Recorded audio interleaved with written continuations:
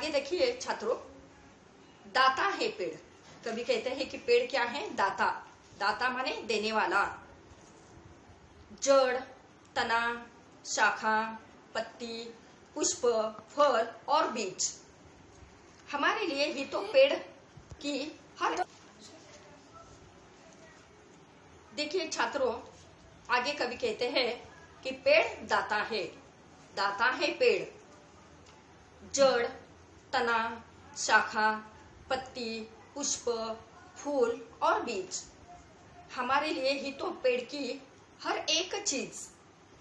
किसी ने उसे पूजा, किसी ने उस पर कुल्हाड़ी चलाई, पर कोई बताए क्या पेड़ ने एक बूंद भी आंसू की गिराई?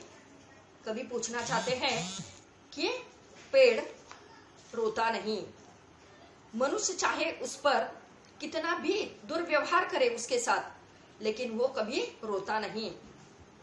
आगे देखिए, हमारी सांसों के लिए शुद्ध हवा, हमारी सांसों के लिए शुद्ध हवा, बीमारी के लिए दवा, शव यात्रा, शगुन या बारात सभी के लिए देता है पुष्पों की सौगात। आदिकाल से आज तक, आदिकाल से आज तक सुबह शाम दिन रात हमेशा देता आया है मनुष्य का साथ। कवि को मिला है कागज। देखिए कवि को क्या मिला है? तो कवि को मिला है कागज, कलम, स्याही, वैद्य हकीम को दवाई। शासन या प्रशासन सभी के लिए बैठने के लिए कुर्सी, मेज, आसन। जो हम उपयोग नहीं करें, जो हम उपयोग नहीं करें, वृक्ष के पास ऐसी एक भी चीज नहीं है। जी हाँ, सच तो यह है कि पेड़ संत है। पेड़ संत है, दधीची है। अब यहाँ हमारे कवि आगे बताना चाहते हैं कि पेड़ बहुत बड़ा दाता है। पेड़ के फलों के गुणों से तो हम सभी भली भांति परिचित है, लेकिन इसके साथ ही पेड़ की जड़, तना, शाखाएं हैं या पत्ते, फूल आदि पेड़ का कोई भी भाग मनुष्य के लिए अनुपयोगी नहीं है, माने उपयोगी है। मानव समाज में ऐसे भी लोग हैं कि जो पेड़ को पूजते हैं। हमारे भारतीय संस्कृति में स्त्रियां जो है वट पूर्णिमा करती है तो उसे उस पेड़ को पूजती है और अपने पति के लिए लंबी आयु, दीर्घ आयु की कामना करती है। तो दूसरी ओर अपने स्वार्थ के लिए कुल्हाड़ी चलाने वाले, उसे काटने वालों की भी कभी नहीं है। लेकिन पेड़ मनुष्य के किसी भी दुर्व्यवहार पर कभी आंसू नहीं गिराते। मनुष्य पेड़ पर कैसे भी अत्याचार क्यों न करे, मनुष्य पेड़ पर कैसे भी अत्याचार क्यों न करे, मनुष्य से कभी बदला लेने की सोचता नहीं। वह तो जीवन भर, वह माने पेड़ जीवन भर देता ही रहता है और आगे भी देता रहेगा। मनुष्य को जीने के लिए सबसे महत्वपूर्ण है ऑक्सीजन। अब देखिए छात्रों, आज जनसंख्या बढ़ती जा रही है और शुद्ध हवा हमें मिलती नहीं। ऑक्सीजन की कमी हम आजकल पाने लगे हैं, लेकिन हमें पेड़ लगाने चाहिए।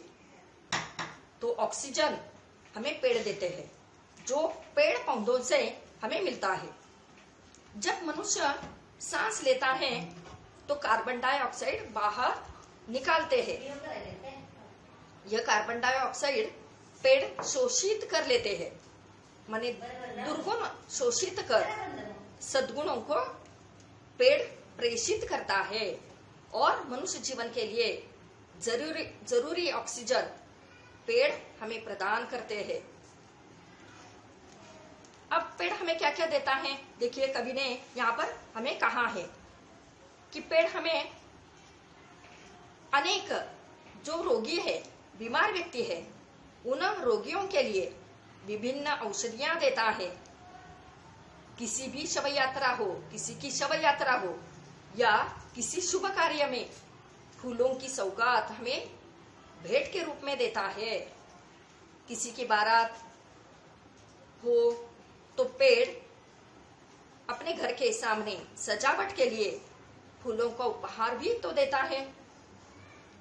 जब से संसार का आरंभ हुआ है, माने आदिकाल से मानव और प्रकृति का आपसी गहरा संबंध रहा है। पेड़ हमें क्या क्या देता है देखिए, तो मनुष्य को कागज, कलम, स्याही भी वो देता है। इसके साथ साथ पेड़ वैद्य और हकीम को विभिन्न रोगों के उपचार कराने के लिए दवाइयां देता है। इतना ही नहीं तो देखिए, शासन और प्रशासन के लोगों के लिए बैठने के लिए कुर्सी और आसन भी देता है। वास्तव में देखा जाए तो मनुष्य उपयोग न करता है ऐसी एक भी चीज नहीं है। पेड़ के समान जो दूसरों को देते हैं, किसी से उपेक्षा नहीं रखते। वास्तविकता तो यह है कि पेड़ संत महात्माओं के भांति है। अब देखो, कवि ने यहाँ पेड़ को संत कहा, महात्मा कहा।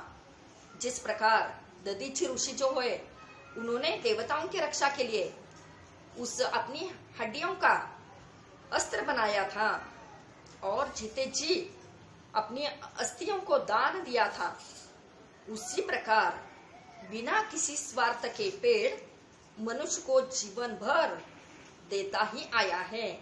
तो इसी प्रकार इस कविता में कवि मुकेश गौतम जी ने हमें पेड़ का महत्व बताया है और पेड़ की सार्थकता उन्होंने सिद्ध की है। आगे हम स्वाध्याय देंगे, तो तुम अपनी कॉपी में दर्ज कर सकते हो।